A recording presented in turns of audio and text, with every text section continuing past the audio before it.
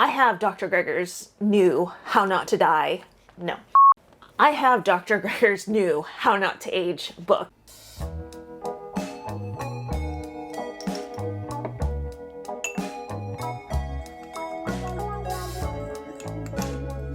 I don't know if sadness has a flavor. So normally I cook it for about 1 minute and 30 seconds each side.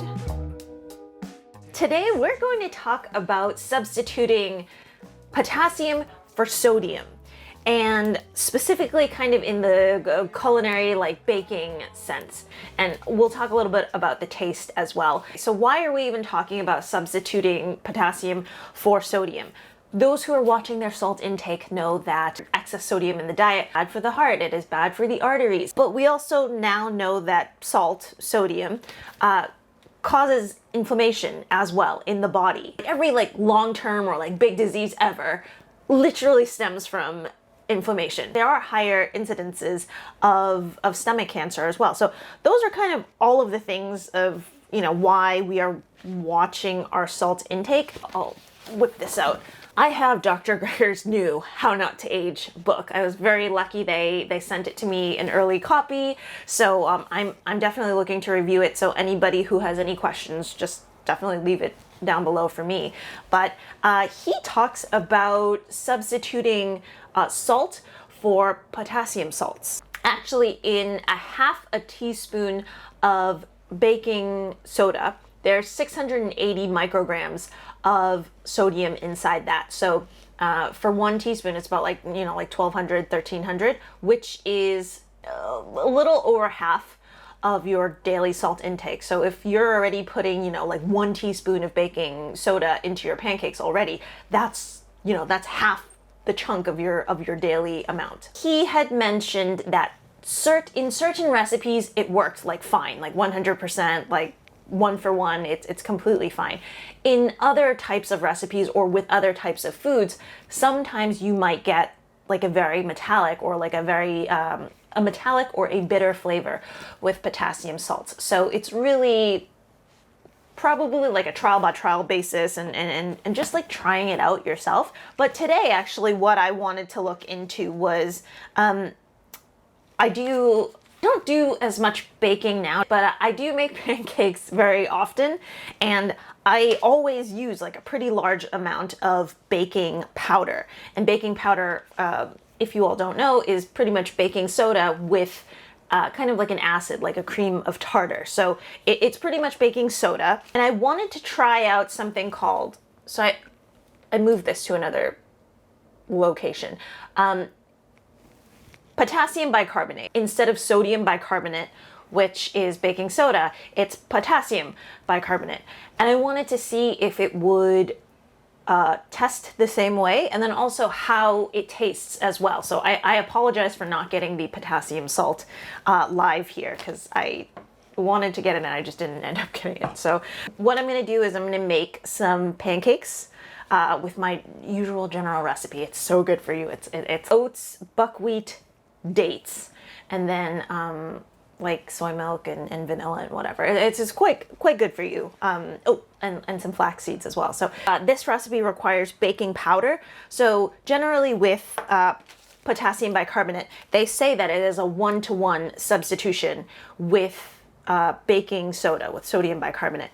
But how to make baking powder from baking soda is you take 1 part baking soda, 2 parts cream of tartar, which acts as an acid-base type reaction. And so what I'm going to do is I'm going to take 1 part potassium bicarbonate and then 2 parts cream of tartar, and we're just going to make that, and then we'll put it into the pancakes and see. Bicarbonate and baking soda.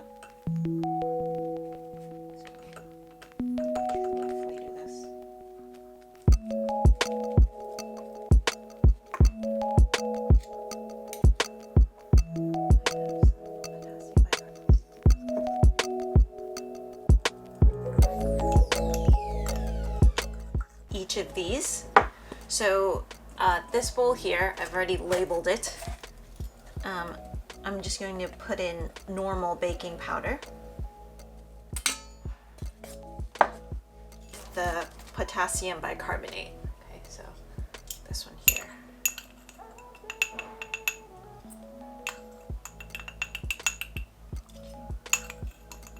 Right, 1.5 teaspoons. And like you can see immediately, actually, that there are bubbles forming. Almost like it kind of just like foams up.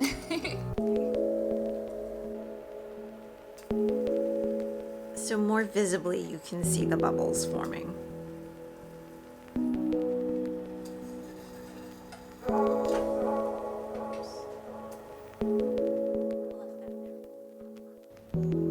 Okay.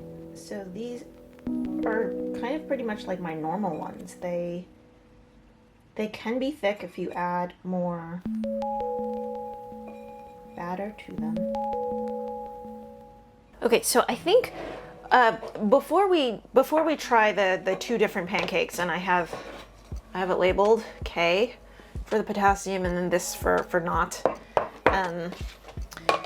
I think what I want to do is to just, because I didn't have the potassium salts with me today, I want to just try straight up the potassium bicarbonate versus the normal sodium bicarbonate for you first. But I'll put it in with some water so that it's not weird. Okay, I'm gonna try the potassium salt first, or the potassium bicarbonate.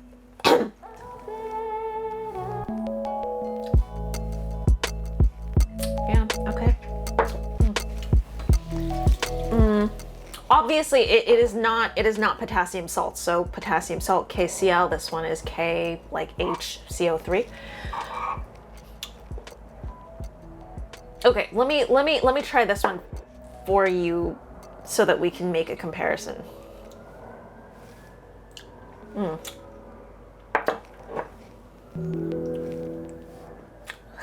Okay, I got it. So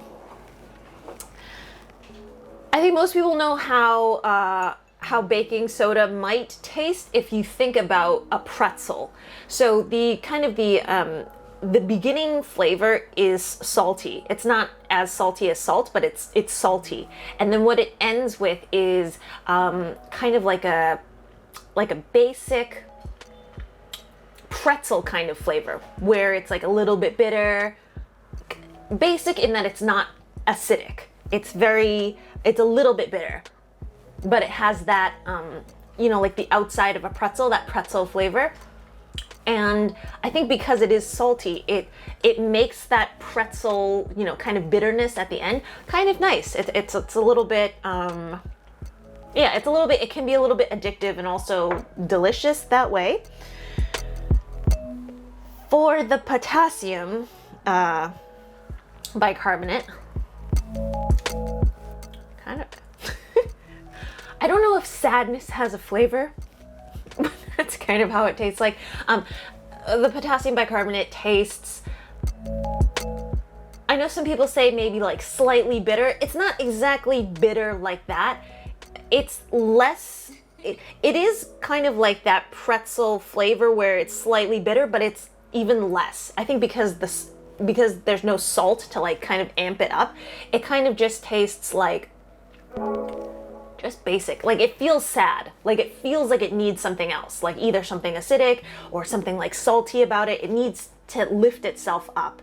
And so I understand about like what people say, it's like slightly bitter, slightly, I guess the flavor is metallic, although I don't totally understand exactly what it means. It just, yeah, there's something like odd and maybe slightly chemically about it. Like it just doesn't taste good. So this is the potassium bicarbonate one. This is the sodium bicarbonate one. I think interestingly is like, I think because this was the end of my baking powder, maybe just whatever was in there was like the sediments on the bottom. It definitely didn't lift as it normally did. So what I'm going to say is normally, texture wise, my pancakes will both look like this. It has some good volume to it, good aeration. It's quite soft. So I think more so we're gonna taste it for flavor, and I'll kind of talk about how these guys look. In terms of rise and thickness, I think both of them were able to do that. The potassium bicarbonate, I had thought was actually the other one, but the potassium bicarbonate was bubbly. Like, it was bubbly. So in terms of like function for like putting it into bakery goods or pancakes or whatnot and needing that rise, for sure you're going to get that rise. It aerated the pancakes really nicely, very much like my normal pancakes. Okay. Normally for my pancakes, because I know that my baking powder already has a good amount of sodium in it, I won't put additional salt in my pancakes. In terms of a culinary ingredient for those that don't cook, salt makes things taste like you think that they would. Like if you ever have, you know, like if you roast meat or if you make vegetables, if you make a cake and you're like, oh man, that cake was supposed to be sweet, or it's supposed to taste like vanilla, or this was supposed to taste like this and that. Generally, if you add in a bit of salt, it will make it taste like that. It's a very strange thing. Like, salt brings out flavor.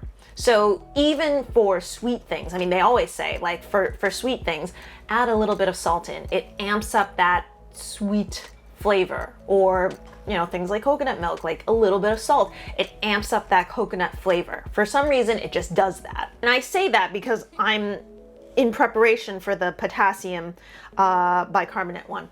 Smell-wise, when I took these out, serious, like what you would think would be a baking soda smell. It's kind of like a lot pretzel-y. It has that like basic, slightly bitter, metallic flavor.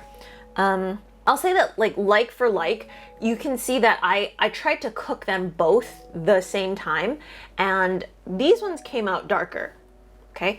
When things are basic, they brown more. And so I don't know if it's necessarily a one-to-one replacement in terms of, you know, this 2 parts cream of tartar and 1 part potassium bicarbonate. So maybe next time I'll put slightly less, just because it's bubbled up so much already. But you can see that just color-wise, I did it, you know, 3 times for each. Color-wise, same time in the pan. This was darker, so I think this is going to be definitely more basic. Let's try this.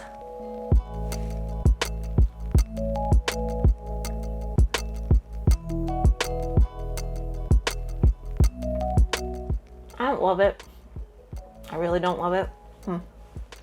I'm trying to see, because if I don't love it and I end up having to add a little bit of salt to it, this could be a little bit of an issue. But maybe I could do like a half-half, you know? Health-wise, it's not always all or nothing. If you need to get to the point, you can always do like half-half, just to, you know, like your body changes and your tastes change. So just you know, don't give it all up. This tastes like when we